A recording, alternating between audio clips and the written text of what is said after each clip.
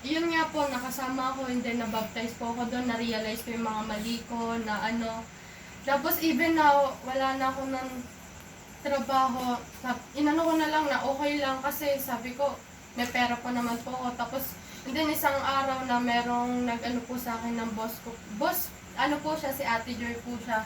Tapos, tapos sinabi niya po sa akin na kung pwede daw ba ako pumasok sa kanya. Tapos sabi ko, pwede naman po kaso, pero pag sa linggo po, hindi po makakapasok kasi po may simba po kami nun. Tapos umagri naman po siya kasi isa nga po siyang Christian born again. Tapos, yun nga po, di ba nga po na dumana naman po yung mga araw na to, nung kahit malapit na po ka talaga ako kay Lord na parang napakabigat pa rin sa puso na yung mga pinagdadaanan ko. Then yung isang araw na yun, nabasa ko yung, habang umiyak talaga ako, nabasa ko yung Philippians chapter 4 verse 6, "Do not be anxious about anything by prayer and supplications. With thanksgiving, let your request be made known to God."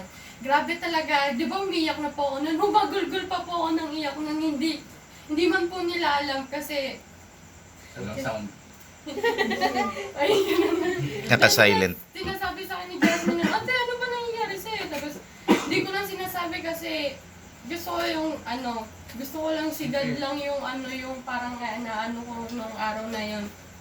Tapos grabe talaga si Lord, grabe siya magbigay ng perfect timing talaga na sinabi niya huwag kang mabahala sa kung ano man dahil siya na yung mag-aano sa'yo. Ayun lang po. Men, palakpakan natin ang Diyos. Advice ko lang, Ate Mia, at sa ating lahat. Paborito mo yung kanta, di ba? Yung, sa iyong yakap, ako'y di nabibitaw. Sa iyong tawag, laman ng puso ko'y ikaw. So, para hindi tayo bumitaw, lagi mong pakinggan yon. Huwag mo lang pakinggan yung, gusto ko nang bumitaw. Yan, kasi mabibitaw ka talaga pagka, ayan. Kaya, okay ha?